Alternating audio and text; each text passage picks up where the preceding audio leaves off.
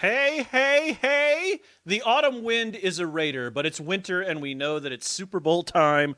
So here we are, Keith and Jason, back with you for a very special. This show is a JK, the big game special. We welcome you from wherever you're joining us from. Thank you for joining us tonight. If you're coming from the Brook Mulebach neighborhood group or you're coming from the KMC Nerd Herd, welcome. Thanks for tuning us in. I invited them, Keith, just so you know. We have All right. we have a jam-packed show, so I don't want to BS around too much. So I'll just get to how you doing. I'm good. How are you? I want to be excited for the big game. Right? I never miss the Super Bowl, No. but I'm not going to wait till whatever time it comes on in the morning here. I'll just record it and watch it tomorrow. I'm not one Yeah. of those that needs to not hear the score or anything like that. Right. That's fine. I just like watching the game. But one thing that my in years past, my traditional Super Bowl meal Yeah. is chips and salsa from Chili's and a shrimp ring. Did you get it? Eh, no, I didn't because I'm not watching the Super Bowl That's true. until tomorrow. So, if you're not aware, we are broadcasting live from Europe, as many of you know. And by the way, we have our actual predictions countdown that Keith can't quite see. Maybe he can on his broadcast, but the prediction countdown is right here. That's when you will receive our predictions 53 minutes and 28 seconds from now. We are based in Europe. That means we are on Central European time. And so that means we are 6 hours ahead, which is always a problem for expats over in any place. I want you to watch the Super Bowl. Hi, Ray. Right. I want you to watch the Super Bowl I watched Monday Night Football actually in Guam, and I think it was still like Sunday or whatever. But so anyway, for us, the actual kickoff is at 12:30 at night. And the game is, with the half-hour Super Bowl halftime show with the weekend this year and everything, it runs until probably 4:30. Not going to do that. The Raiders aren't in it. I hate the Chiefs. More on that in a little while. But what do you got on? So let's get this thing rolling. What do you know? So this is, as you know, our show, to those of you who are with us, our show is kind of based on the fact that we were two guys with some time on our hands, and we decided to do a COVID show, kind of explaining to our friends and family back home how we're handling COVID here. And since then, we've kind of expanded. But Keith, you've got more of a line on sort of what's happening with COVID and these teams. And we talked a little bit about how we thought Patrick Mahomes and this haircut deal would keep him elsewhere. And there was this talk of the Players Union and the moving the Super Bowl. What do you know, man? No, it's not moving. It's going to be in Tampa Bay, which is the first time one of the contenders has a home field advantage Right. in the Super Bowl. So Tampa Bay gets the home field Hey, advantage. Dad. There are a number of things, hey Dad, from this year that are different, as you might imagine, with the pandemic going on. Right. So Tampa Bay has their home field. There will That's only weird, be too. 22,000 fans Yes. in the stadium, and 7,500 of those will be vaccinated healthcare workers. I think That's a neat deal. That is fantastic. I saw the Raiders story Yeah, on it that a really little is. earlier today, and they're sending 4 or 8 because I'm sure there's only a certain quantity they can send because I'm sure that even that 22,000 is a hard ticket to get. But I think they're sending 4. Great deal for healthcare workers. They deserve all those seats as far Wonderful. as I'm concerned. So All of them. any So there are no, go ahead. no, you go ahead. Keep going. There are no Super Bowl parties were no Super Bowl parties this week. Right. And no Radio Row, which is huge. It is I huge. remember when I listened to Jim Rome. Jim Rome. I was going to say he Dan was Patrick. always down there. Yep. Right. Yes. Yeah, that's a big deal. It's And for totally a those big of you deal. Radio Row is exactly what it sounds like. It's this long row of radio stations, Yep. now podcasts, Yep. that the players go in there. There's always celebrities. There's always ex-players, Right. That kind of thing. So not having Radio Row is huge. No international media That's interesting. this year. Right. Yeah, and all the media things that did happen were on Zoom. Right. Zoom. Scalpers are right out the door, right out of business this year because there's only X number, as I said, 22,000. I can dig So that. those tickets are very close hold. Yep. Yeah. It's a cashless There's weekend, Keith Ewan. which is Hey, Keith. I'm Keith. The NFL has been trying to get to a cashless weekend. This year, will be a cashless weekend. Halftime Interesting. stage, you know, we've always seen how the stage comes out at halftime, gets broken down after the show, and carted off. Not so fast this year. Not so fast, my friend. The stage will actually, that's where I was going. The actual stage will be in the stands Right. this year. Interesting. And the So Weeknd they had to won't have pay to like worry about that. $250,000 for that privilege. Poor him. Yes. Teams are on lockdown as of last night. Yep. And we'll talk a little bit about what happened this past week with the barber and all that. You better talk Let's fast. You see. got about So 8 more minutes. Couple of first female ref, Sarah Thomas, in the Super Bowl. The poet laureate, Amanda That's going to be awesome. Boren, has a new poem for tonight That's or cool. tomorrow morning our time. And let's see, best teams playing. What is the same? The best teams from each league are playing on the NFL's best day. That's true. So there you have it. They definitely are the two best teams, and again, we'll talk more about that in a minute. So we want to introduce you to something tonight that we'll go over when we're talking about the QB. This is that show is a JK Super Tech that we're calling On-Field Demo Cam. Now, we couldn't obviously secure any copyrights to anything, so our tech tonight will be as high risk as it gets and trying to talk to you a little bit about the magic and the wonder of Tom Brady and Patrick Mahomes. So we will come back to that very soon as we talk about a little bit about. Now, so the Super Bowl is not always the most pleasant time for a lot of players. So first, let's talk about some of the arrests that were made before Super Bowls. So one of those was Warren Sapp, who's doing a special with Tom Segura and Bert Kreischer.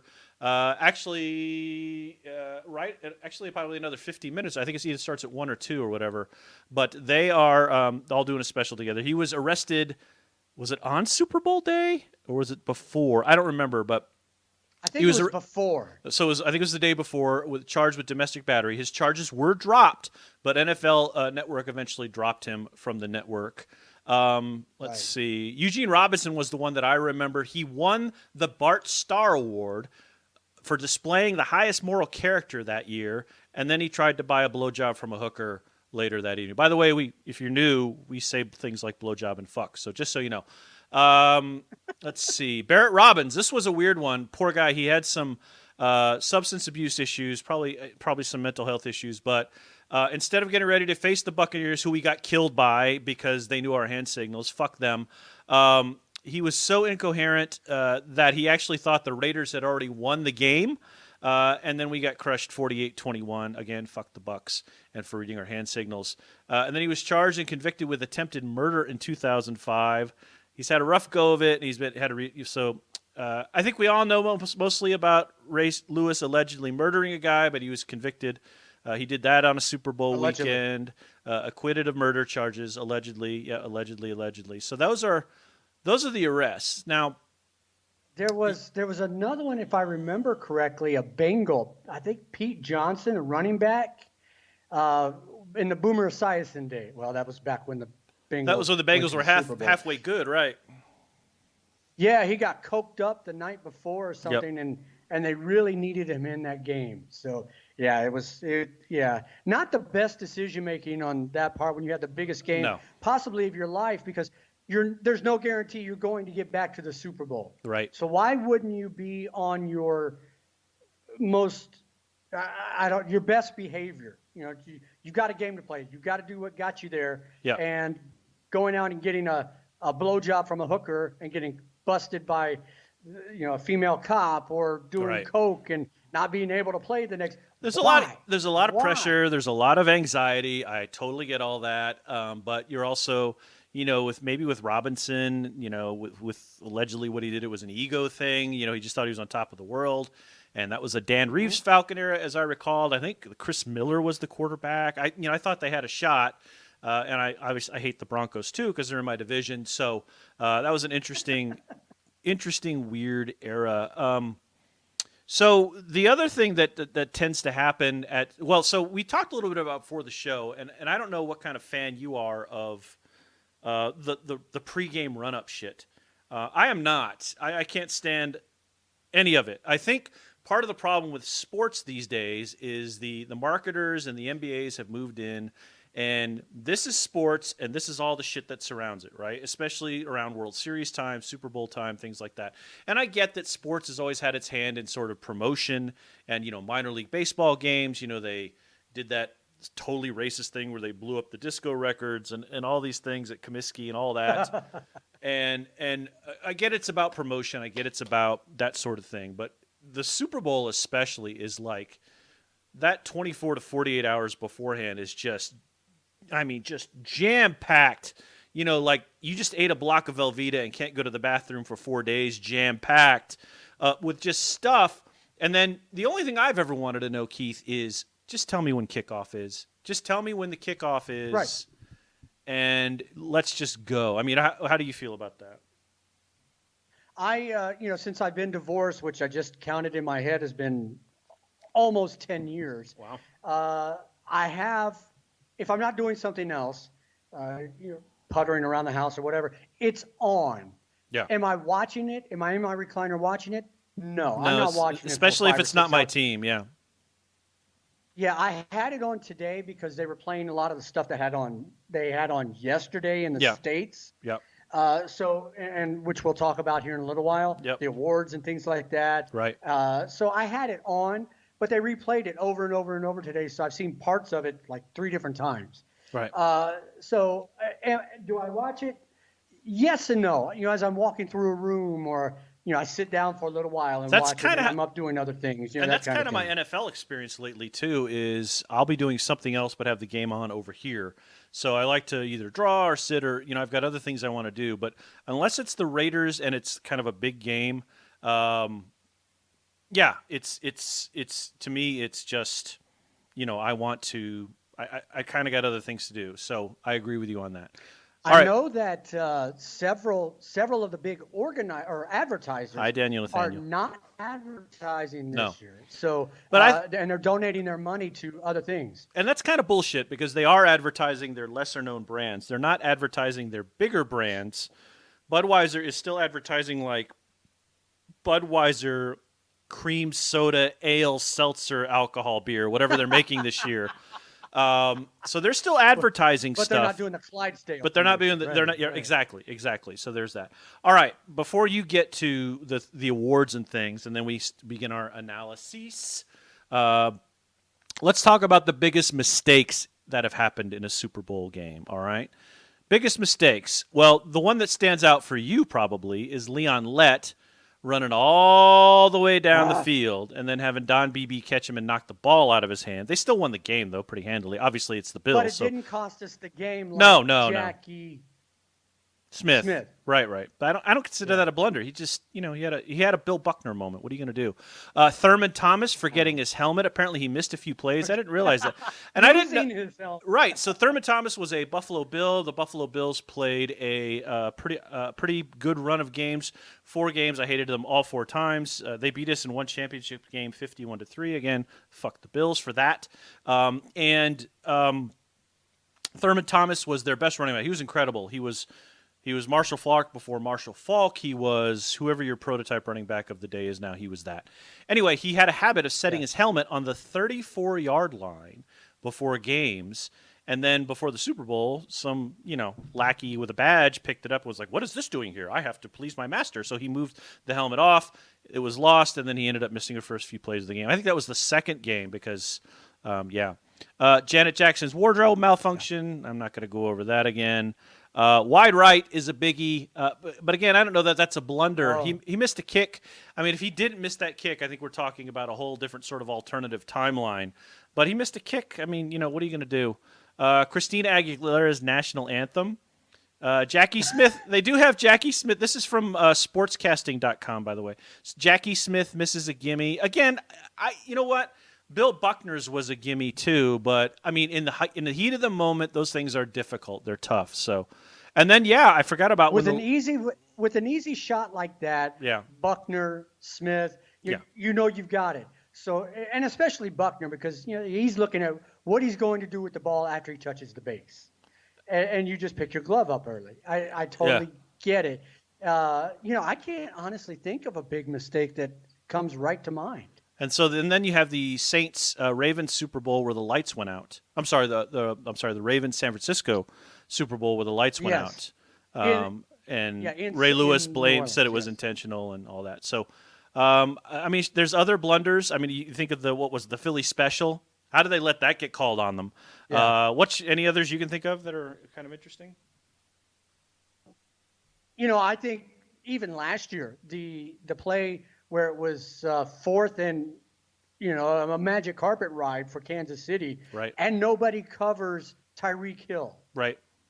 and so that changed the game for Kansas City, It did. and certainly for the other team as well. So uh, you know those kinds of things in the game, that's just going to happen Yeah. because that's one team playing against another. It's not a human error, if you will. Since I'm sitting here and you want to do your awards, and we still have to show people these photos of you. First of all, congratulations, Tom Flores, Charles Woodson, Hall of Fame. Tom Flores, the first Hispanic coach in the NFL, head coach in the NFL, to win a Super Bowl. Al Davis was a pioneer in these areas, and I'm glad they had that 30-30 for special on him. A pioneer, first African American coach, first Hispanic coach. Tom Flores won a Super Bowl, and that's that. That's how that works. Keith and I were talking before the show. It's Yep. like a lot of people like to criticize and say Tom Flores was just an Al Davis puppet. Everybody was an Al Davis puppet. That's how If it you worked. got paid The by Al greatness of the Davis, Raiders yeah. was following Al Davis's way to win fucking games. Of course it was. What are the other words you're thinking of Yep. before we show people So these photos? the modern era players inducted: Charles Woodson, your boy, Yeah. Calvin Johnson, Megatron, Alan Faneca, who was a guard with the Pittsburgh Steelers Faneca, when yeah. the bus was there. Calvin Johnson made the Hall? John Wow, Lynch, good for him. yeah, John Lynch, no Lynch, surprise, yeah. and of course the shoe in of all shoe ins, Peyton Manning. Yeah. Coach Flores made the first person of color to win a Super Bowl as a player, as an assistant coach, as a coach, and so good for him. We love him. Contributors. Bill Nunn, a Steelers scout and executive from 1970 to Okay. 2014, Okay. and in the senior division, from the Dallas Cowboys, wide receiver Drew Pearson. So who didn't make it? Jared Allen, Rondy Barber, Tony Baselli, Leroy Butler, Alan Torrey Holt. Baselli there will you make go. it So some of eventually. these, yeah, I think so. I think Yeah. Torrey Holt will too. All right. So Before we start the talking about awards. quarterbacks, Go ahead. let's show people these photos. So these photos were photos that Keith shared today. Now, if you look at the photo on the left, that is your shoulder pads. This is the photo with the number 3 on it. Your shoulder pads look larger was than junior high. they're wider than you are. So you were you had the same kind of frame I did. You were a little smaller than I was. I was still about 6'2", but you were kind of light. And my mom kept trying to feed me wheat germ and bulk me up. Skinny. So I was skinny. tell Yes. me about this number 66 one because your pants are basically almost in your throat. What's going on there? Which one? The middle one? Yeah, the middle one. Oh yeah, Okay. there's two Yeah, 60. chronologically, they should start on the right, as you can tell by the way I look there. So the middle one was I did a it the Scott Air Hebrew way. Force Leave me base. alone. Yeah. Right to left. The middle one was at Scott Air Force Base, where and the building in the back there is the youth center where I first met John B. And so that's the way we wore it at the time. I like that you were I a had jet. 66 because the first number I had in the right hand picture was 66. So hey, it was available. I had no idea when I picked that number, Yeah. that jersey off the floor, that I would be quarterback that year. So Look at you with the my blue jersey quarterbacking. was 66. My blue number was 66. My white number was 14. So there you go. Now going on down to the Jets version there. Yeah. That was the very first year I played football. Right. I was 8 years old. That was in Wiesbaden, Germany. Wiesbaden. I was 43 pounds and started at left guard. And by God, I held my own against sixth graders. Powell and the So- Jets did it. They called me Mosquito. Mesquite. That's good. I like They called that. me Mosquito because I was so small, but it hurt when I hit you. It stung when I hit you. You are watching This Show is a JK, the Super Bowl special, the big game special. My name's Jason Tudor. That is Keith Pinnell on the right side of your screen. Don't forget, we are here every week live at 8 p.m. Central European Time and 2 p.m. Eastern Time with a regular show where we talk about local COVID stuff and pop culture and sports, and we just make fun of each other for most of the hour. It's a lot of fun. So we hope you'll Yes. come back and join us. We are going to do the regular show right after this one. We certainly don't expect you to hang on. We're glad you're here. But if you like the regular show, we're going to finish up the bracket of sports movies after that and get on with it. All right, let's get on with talking about. I mean, a real listener or watcher would stick around for both Oh, they're there shows, the whole but whatever. time. Yeah, they're there the whole time. All right, let's start talking about Yeah. these two quarterbacks that were in the game tonight. Of course, we're talking about Tom Brady, who is the greatest of all time. There's no question. This is his 10th Super Bowl, and he is sort of at the this end of the spectrum. And then you have Patrick Mahomes, he's at the sort of, what would that be, like the movie version, the end of days. And you have Patrick Mahomes, who is certainly at the beginning of days. Now, comparatively, It's young. It's Yoda and Baby Yoda. Yep, Yoda and Grogu, right? So let's put up some numbers Right. here. Let me find out where is the QB stats. There it is. Okay, so here are some numbers. I apologize that these aren't a little bit brighter, but in Tom Brady's first Super Bowl, Keith, he went 16 for 27, 145. He had one touchdown. His QB rating was 86. By comparison, in Super Bowl 51 against Atlanta, where they came back from their 28-3 deficit, he threw 43 completions on 62 attempts, 466 yards, 2 touchdowns, including that catch that was, I've watched it a million times, and it's still a catch by Julian Edelman. It's one of the most amazing catches I've still ever seen, and he had a 95 rating there. Again, in the Philly game in 52, where they won 33, or they lost, rather, 33-41. That was Philly special, I forgot. That was the Philly special. He threw for 505 yards, had 48 attempts with 28 completions, and had a rating of 115.4. So, and then in the Rams Super Bowl, a much lower scoring affair where they won 13-3. He had 262, he had 21. So those, I guess what I'm saying is he started out like a lot of quarterbacks start out in terms of the NFL, where he, not a flashy debut in his first Super Bowl, but he went on to, he's 41 years old, throwing 505 yards a game. Comparatively, you look at Mahomes and his Super Bowl where they beat San Francisco, 31-20, 42 attempts, 26 completions, 286 yards, and he went 2 for 2 touchdowns to interceptions.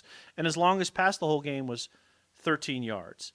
So I like both quarterbacks here. I think, in my mind anyway, Brady obviously has a major edge because he's just done it so many times. On the other hand, Right. Mahomes has won it once, and the only thing he has to fear at this point really is how much his coordinators know about the Buccaneers' defense and what they've done to game plan and help him out. What's your take?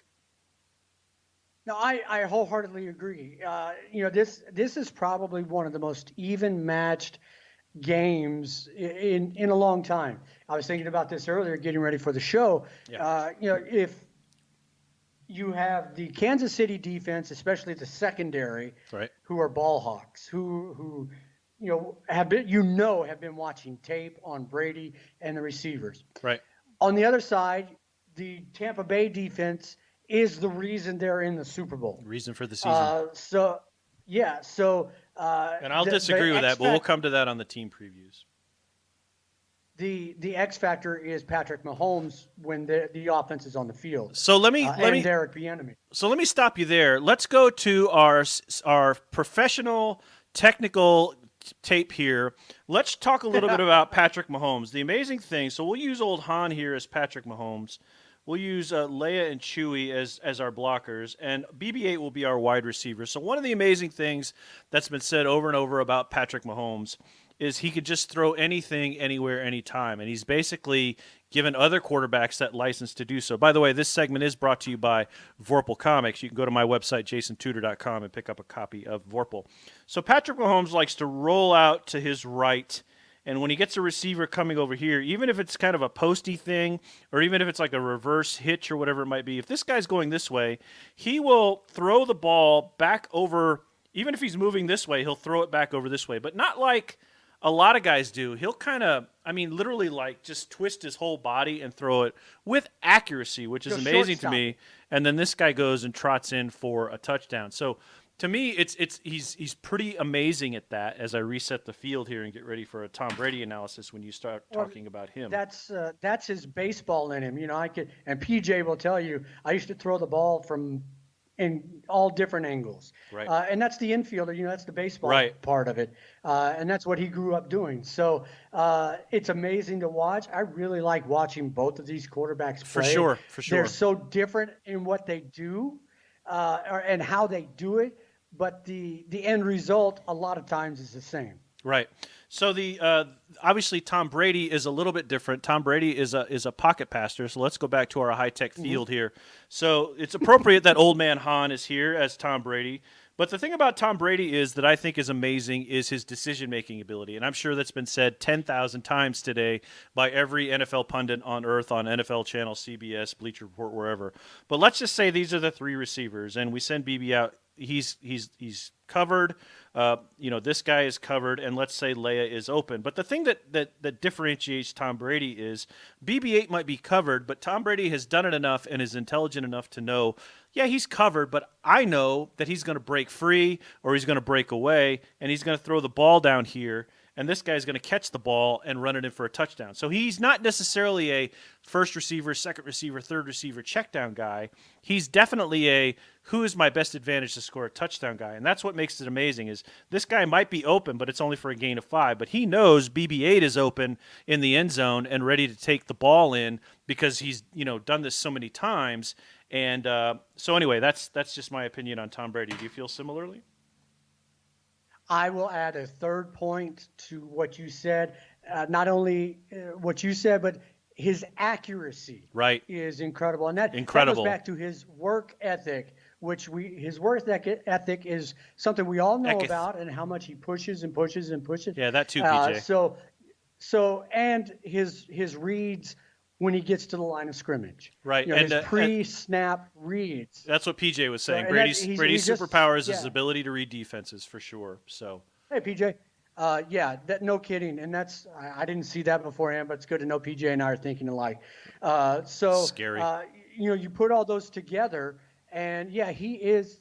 I have no problem saying that he is the GOAT. He's the GOAT. Having said that, it was Aaron Rodgers that took the MVP this year. There So there are quarterbacks who I like more. I mean, there are, obviously I have my preference to yes, quarterbacks who I like more. I like Ken Stabler more. I'm not sure if I like Aaron Rodgers more. I think he's a great quarterback, but I don't know that I like him more. I didn't like Joe Montana when he played, but I like Joe Montana more. There's something kind of special about Joe Montana that I like. But Tom Brady there's no question, he is the greatest quarterback of all time. So, and I just think he's going to find a way, and he's looked great this year. And so we're about to roll into the team analysis stuff, my friend.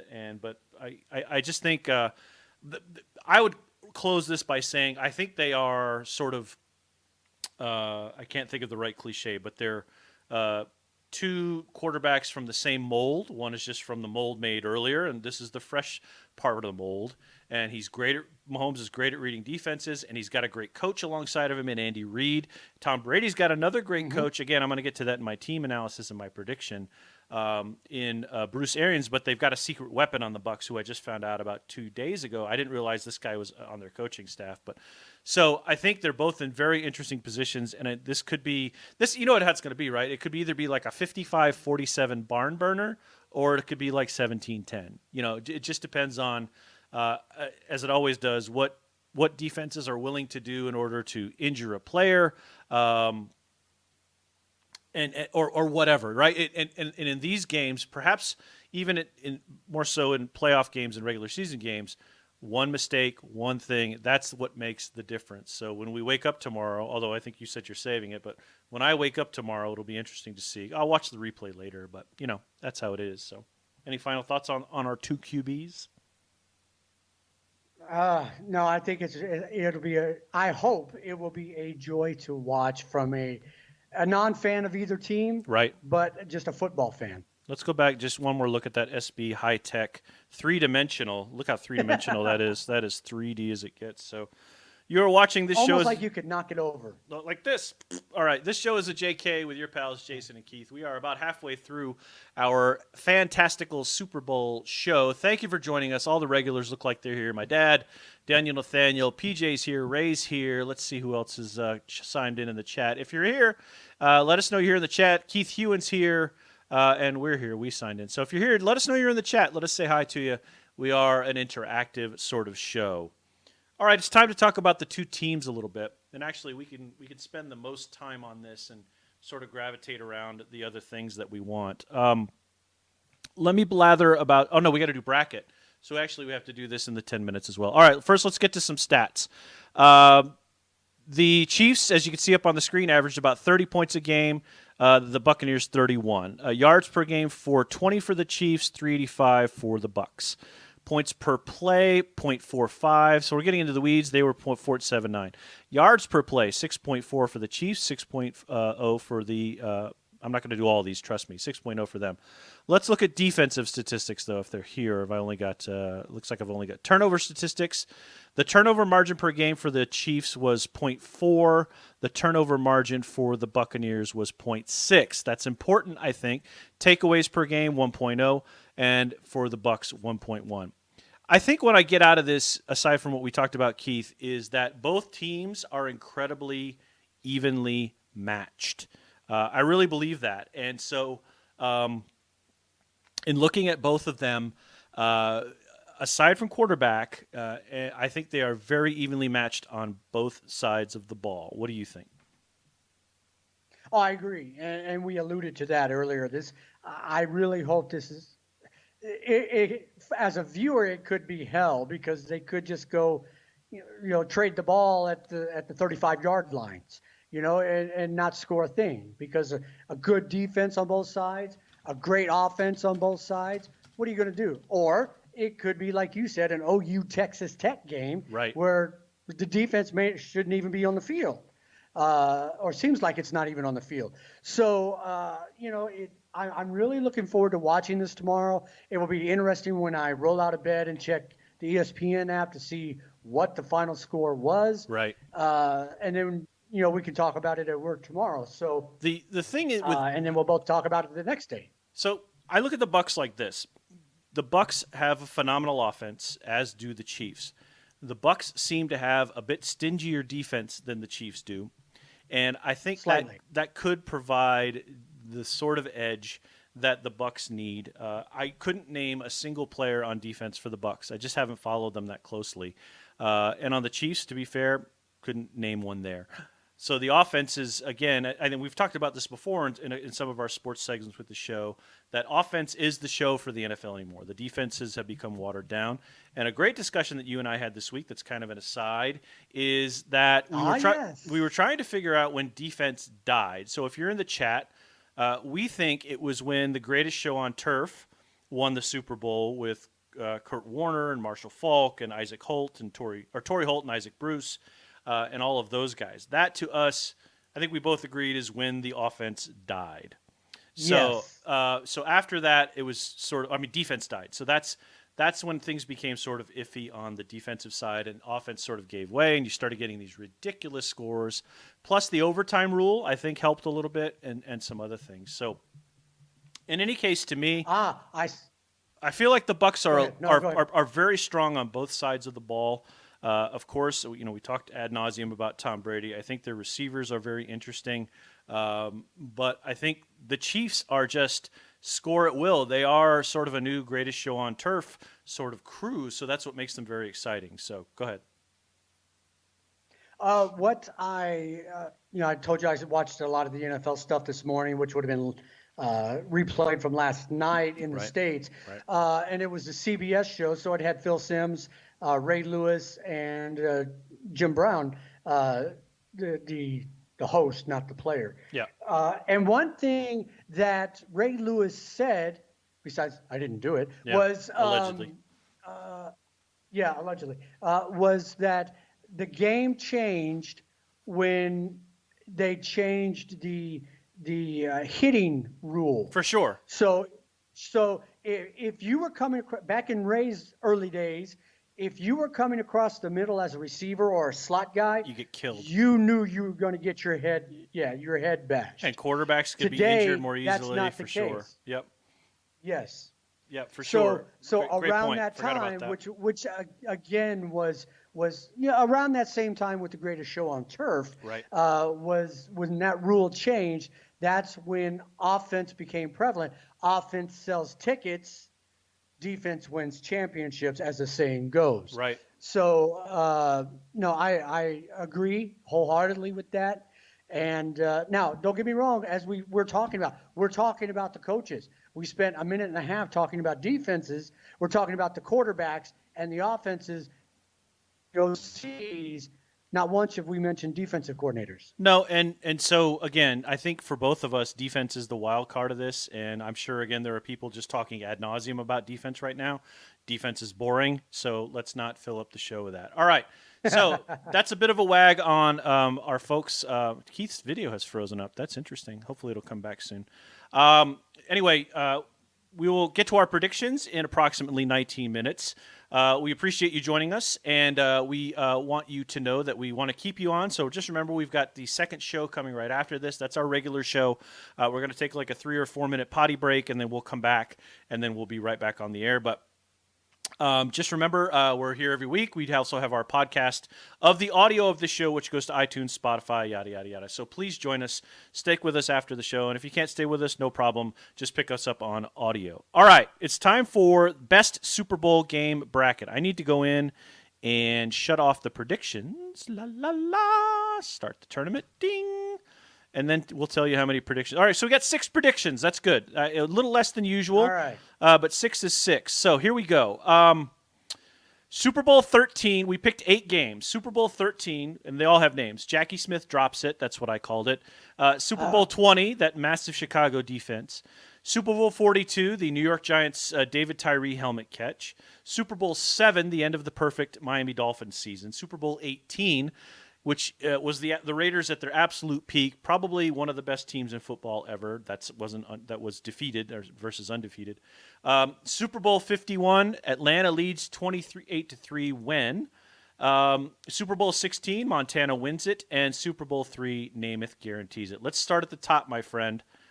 And we're going for what was the best Super Bowl game. So a lot like, I believe we had a category similar to this where I didn't necessarily give any criteria. We just want to know what was the best game. It could be of any qualities. It's probably the one that sticks out most in your mind. So before we get to your commentary on this, let me tell you who's got predictions in, because we like to do that too. Not Finkel's Foley. That's PJ. He's got one in. Let's see. Follower of the GOAT. I don't know who that is. Joe Willie is one. That's probably Vix, I'm guessing. Yes, I'm that old. I win. Don't bother playing. I'm guessing that's Daniel Nathaniel. And then all coin flips. Somebody knows our shows very well. I love it. All right. So if you don't know, The boss. I think the boss has one in there somewhere. right on. So if you don't know, when Keith and I disagree on something, we flip a coin. The past couple of weeks, it has been this patch, which is a Sean Connery patch, which on the front says something from the movie The Rock. It says, "Your best losers are white about their best. Winners go home and F the prom queen." And the back is Velcro. As you might imagine, the Velcro side is Keith's side. All right, let's get to it. Bracket. Go back to brackets so we can do that. All right, so let me put the bracket up on screen as we sort of do this. Let's see. Bracket. Ding. Okay, so you have it in front of you now for a minute. Hey, JB, welcome. Hey, JB, good for you. So you see the bracket on screen. You can see the bets. We'll go back to the live shot now, and let's get to discussing this. First up, first one to choose, Smith drops it or Chicago defense? Be brief. Don't pontificate. We already know it hurts to say Smith drops it. So yeah, just first Super Bowl I remember watching. That's why it's so ingrained in my memory. Right. And Chicago defense, man. I'm going to go with the Chicago defense. That team that year was amazing to watch. It really was amazing to watch, and it was fun to watch because they were just so arrogant about it. Buddy Ryan built that defense, that 46 defense, and they basically said, "Come and try anything you want. We've got it." And the only time they lost was to Miami that year. I believe it was 13-3, but I'm guessing there was a lot of drinking and things on it. I don't know anything about the game. You suggested, obviously, memorable game. You said that was the first one you watched? The The Jackie Smith game? Cowboys Steelers game. Yeah, yeah. Yeah. So, It okay. was in. I was That's almost 8 years old in Wiesbaden, Germany. Yeah, it was horrible. And then Chicago went on to win that year, that Super Bowl. I believe it was 46-10, and then Raymond Berry turned in all of his players for drug use. Okay. Tyree helmet catch, And Super Bowl Walter Payton got 42 yeah. versus Super Bowl 7. I'll tell you what on this. Tyree helmet catch is one of the 2 Super Bowls that New England lost. That catch was unbelievable, probably more unbelievable than Edelman's catch. That's, to me, was the motivation for the Patriots to keep going and winning. I mean, there were like 4 or 5 things that happened, but that Edelman catch still was like, okay, that's it. They're going to win. I remember thinking that too. But the Tyree helmet catch was just more amazing because he just had the damn thing wedged against his head.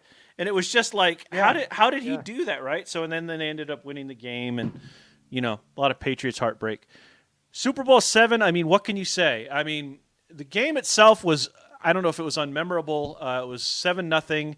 And then they ended up winning at 14-7. It probably should have ended 17-0, but there was a missed field goal, things like that. But it was the end of the perfect Miami season. The only one on record, the only one to come even closer to that, was the Patriots, who went, I believe they went 19-0, and then they lost the Super Bowl to who? The Giants. So, who you got? Giants. I got to go with the perfect season. We concur on that too. So, perfect season is your winner there. Tyree catch is an amazing moment, but actually the Super Bowl game itself was not all that great. All right, the Raiders New England just had to play defense for a couple of plays, and that's it. That's it, and they didn't. And they couldn't. Raiders at their peak, I believe that was the one where they crushed the Philadelphia Eagles 38-3, or Super Bowl 51, 28-3 Atlanta leads when what happened. It's not even close for me. That Patriots Super Bowl was by far one of the most amazing games I've ever watched. I love my Raiders, and I had to include them in the bracket, so that's what happened. Agree or disagree? Agree. That's all we needed. All right. Without comment, yeah. We'll have more comment on the last 4. So, all right, the final game: Montana wins it, Super Bowl 16, or Namath guarantees it, Super Bowl 3. Again, pretty easy call for me, but I wanted to make sure I included. Yeah, I mean it's up till then, nobody, everybody had sportsmanship. We don't do that, but he came out with his mutton chops and his handlebar mustache and said, "I guarantee it. We're going to win." Like the dude from Men's Warehouse, he guaranteed it. You know it. Yes. Wow. All right. You wow. Yeah. So New York. Yeah. You reached for that one. Sorry. All right. Cool.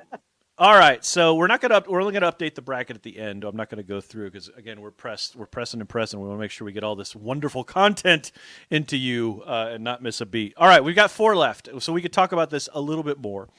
We have that Chicago defense winning 46-10, and then the end of a perfect season with Miami. Neither of those to me are like signature Super Bowl games. They just happen to cap off a sort of inevitable season, right? So we knew that Chicago was the juggernaut of the Midway that was just steamrolling in a fast way opponents. There was no stopping them. They had McMahon, they had Willie Gault, they had all that stuff. We're Some just guy here. named Peyton. We don't want no trouble. We're just here to do the Super Bowl shuffle. Everybody remembers that. Gary Fensick, I think, was part of that team. I used to have a Gary Fensick joke for. He had married a Playboy model. That was a big deal back then. So, again, I don't know that either of these games are necessarily like statement. I mean, like, oh, that Super Bowl, duh. But they sort of capped off the inevitable sort of, okay, yep, Chicago was, of course, they were going to win, even if McMahon threw all the passes backwards because he was, concussed or whatever with his headband on. The Miami thing was, I don't know as much as I should about that, but they beat the Redskins again 14-7, and they did what they should. What do you got here? Yeah, again, it's so incredibly hard, as witnessed by it's never happened since. Yeah. Of having a perfect season. Now, I love the fact that Walter Payton got a Super Bowl win. Right. I love the fact that why can't I think of it? Ditka got the Super Bowl win, and so I love that. But when you go undefeated in the NFL, even back then, it's a huge big deal. So I'm going with the Miami Super Bowl then. Yep, I'm doing the same thing. So that's I can do that. All right, where's my web page? There it is. All right. And we'll plug that one in. Oh, nope, that's the wrong one. Not that one, Jason. That's the next one. Come on, Jason. Come on, Jason, get your shit together. All right, end of a perfect season. 1, Chicago 0. Okay, so that sets up the first of our finalists, Super Bowl 7. The second of our finalists is Namath guaranteeing it versus Atlanta leads 28-3 when, and then the Patriots come back and kill it. I think this is a great. I think this is is why we had this bracket. So Yeah. I think Super Bowl 51 is probably the best Super Bowl I've ever watched, and I've watched them all except for the ones that I just couldn't here. Well, because of the time shift, which is fine.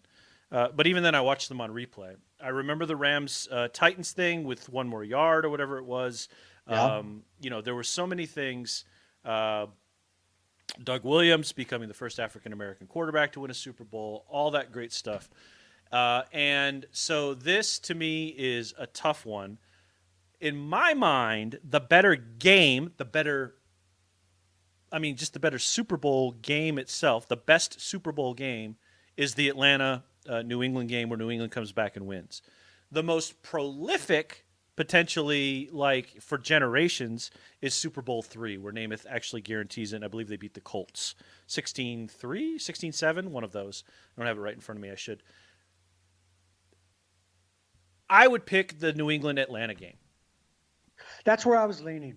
It was really a tale. Everybody knows. We're going to bust some brackets with that one. It was a tale of 2 halves. Yes. Not even 2 halves. It was a tale of 3 quarters and a quarter. Yeah, you're right. Yeah, 3 quarters. Because for 3 quarters and then 15, 14, 13 minutes, so all New England's fans know this. It was 3 quarters and X number of minutes.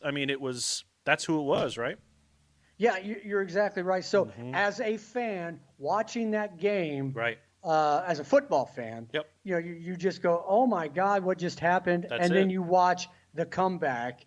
So I will agree with you and say that was the better game. Thought we were having a coin flip there. All right, I know that's going to bust some brackets though, so life goes on. All right, It wouldn't be us if we didn't. Nope, got to refresh here. So give me 1 second.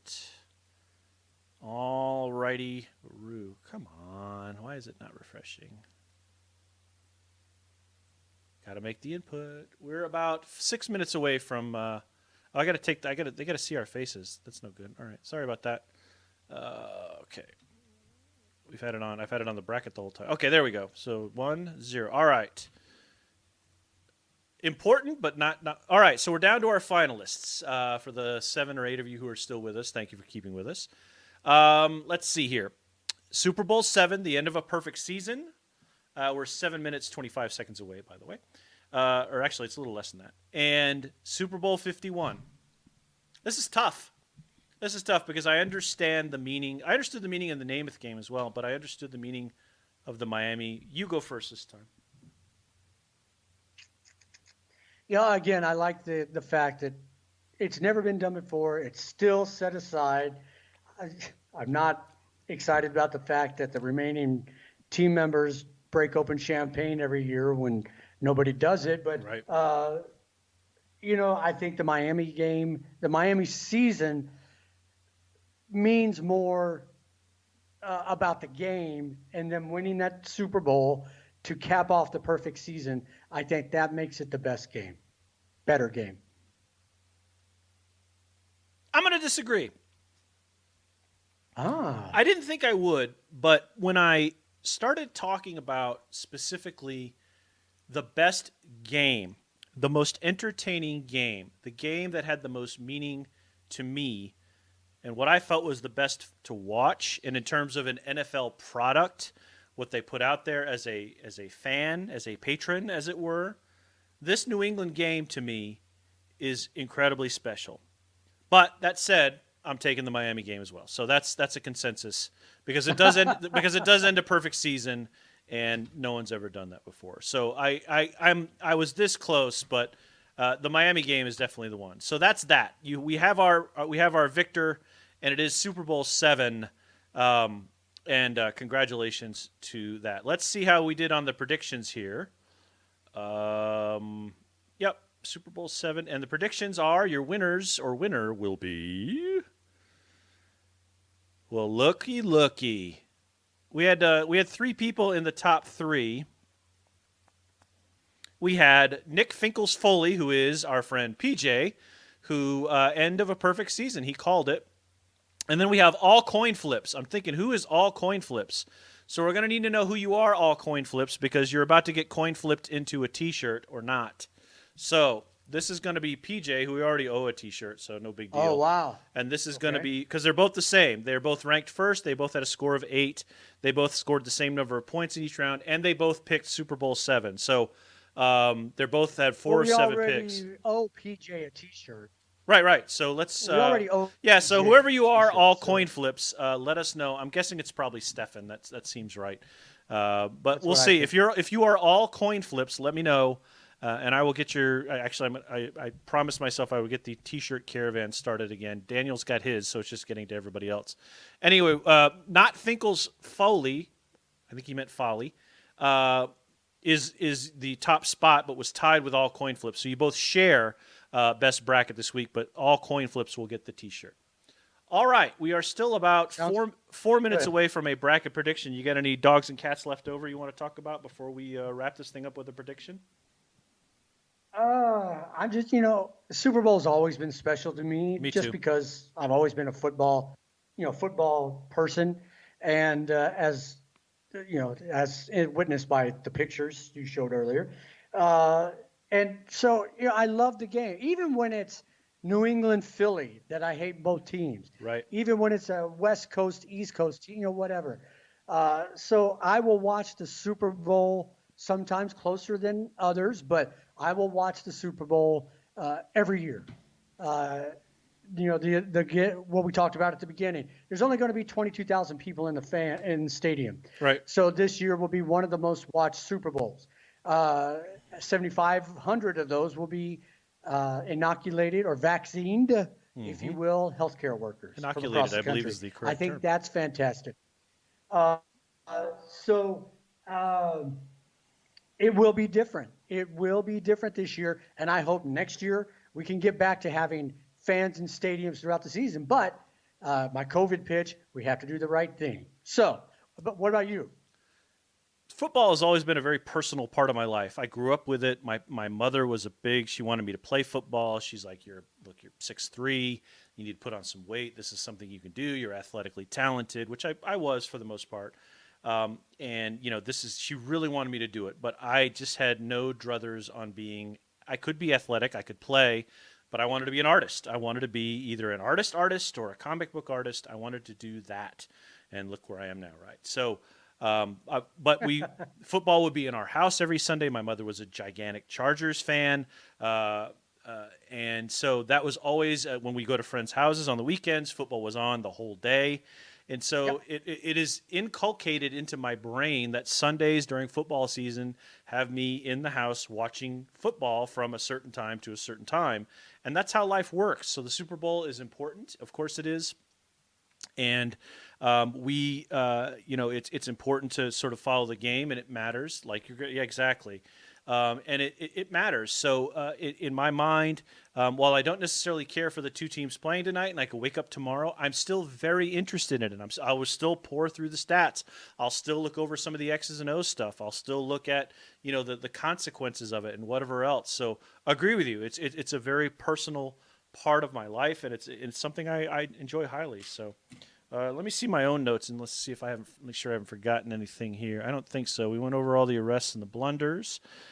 Games being played in Tampa. We didn't talk much about that. Like an instant home field advantage, but Super Bowls it's a home never field really. advantage for Tampa Bay. Not really, because Super Bowls are never really a home field advantage because you don't get, real fans who attend Super Bowls. Those are always corporate tickets from whatever true. schmuckaroo CEO gives. So whatever. But it is in Tampa, so I mean that's something. And I'm a Tampa Bay throwback fan. Because I like underdogs, right? I always sort of, in addition to the Raiders, I rooted for the Browns and the Buccaneers and teams that were always just sort of down on their luck, So we're about 30 seconds away. It's almost prediction time. Keith will go first, and he will talk about who he believes who the game will be, and then I will count, and I will tell you who my pick will be. So Keith will go first. Here are our predictions for Super Bowl 55. Everybody says it looks like 54 because they stick the Super Bowl trophy in the middle of it. But it is Super Bowl 55, so take it away, homeboy. This one's a hard pick because of what we talked about for the last hour. Yeah. There's so much alike. Their strengths are the other strengths. Their weaknesses are the other weaknesses. Uh, I think what Tom Brady has done in Tampa Bay is phenomenal. Yeah. Which goes back to he had a lot of tools in New England, but let's face it was all Tom Brady. It's all Tom Brady. Yeah. So, and what he's done and turned things around down there is phenomenal. Yeah. The Kansas City Chiefs are like the team you want to be a part of. They've got a great coach. They've got a great offensive coordinator, right. A really good defensive coordinator. Yep. But so does Tampa Bay. Mm-hmm. So who am I picking? Man, to be the king, you've got to dethrone the king. Kansas City has the trophy right now. I think, although they've been behind in almost every game this season, they found a way to win most of them. So unless they get way behind and can't do anything against that defense, which I would find hard to believe, right. Given Eric Bieniemy and I just put Mahomes, and speed kills with the receivers. Kareem Hunt and all those guys. Yeah. I'm going with Kansas City. There it is. There's your helmet. Kansas City right on screen. Boom. I think what I didn't know until Thursday was that Tom Moore was a member of the offensive staff on the Buccaneers. Tom Moore is like 82 or 83 years old, but you may recall him as the offensive coordinator for a certain team called the Indianapolis Colts for a certain coach named Tony Dungy, who had a certain quarterback named Peyton Manning. And so Tom Moore is an offensive genius. I'd wished that Tom Moore would come and work for the Oakland Raiders when he was a little younger, back in that run and he was moving around jobs and things like that. But discovered Thursday that Tom Moore is an offensive advisor, or he may be the offensive coach of the Tampa Bay Buccaneers. Now, you couple that with Bruce Arians being one of the brightest offensive minds the game has ever seen. You and I had a great conversation also when we were talking about what happened to defense and we thought it died, about who I thought were my favorite just offensive savants. And those two people that came to mind were Norv Turner and Mike Martz, rest in peace, fellow San Diegan, but also Tom Moore. Tom Moore just could make big plays. He knew how to read. I mean, he was always, as I mentioned to you before, 2 or 3 chess moves ahead. So given that Tampa Bay's defense has been a bit better this year, and given the prolific numbers that Tom Brady can put up, unless there are some lapses on the offensive line, and we're not betting on the show, but I mean, we should have probably looked at the injury report as well. And of course, we won't know in the next 4 or 4.5 hours as to whether or not who will be out because of COVID or whatever that is. That could be the big shocker that we don't hear about before we go to bed. But that said, and all of that, I just think Tampa Bay has a decided advantage over Kansas City in this regard. I think it will be close for a time, and I think that it may turn into like a 7-14, 14-14, 21-14. But at some point, something's got to give. Either the weekend's got to sing and fuck it up for Kansas City or whatever. But at some point, I've got to give in to Tampa Bay here. And I went with the old school Tampa Bay helmet here, to recall some memories. I once wrote, Sam Weiss was so we're going to wrap this up. We got about a minute, but quick story. When I was sort of a Tampa Bay fan / big time Raiders fan, Sam Weiss was one of my favorite people. Again, another offensive savant, went to work and was the Tampa Bay head coach. They started to kind of come out of their depths, couldn't quite do it. I wrote him a letter, said, "Hey, I'm really excited that you're the coach, da-da-da-da." Expected nothing of it. I wasn't even sure I sent it to the right place. I got a letter back within 3 weeks on Tampa Bay Buccaneers stationery from Sam Weiss that said, "Hey, Jason, thanks for the note. We really appreciate encouragement like this." Always nice people around the corner. All right, final thoughts, and then we're going to, as we said, folks, we're going to transition right into, we're going to take about a 3-minute break, then we're going to transition into the new show. The 3-minute break is so that we can go to the bathroom, and then we'll come back. But final thoughts from you, my friend. I'm excited for the game.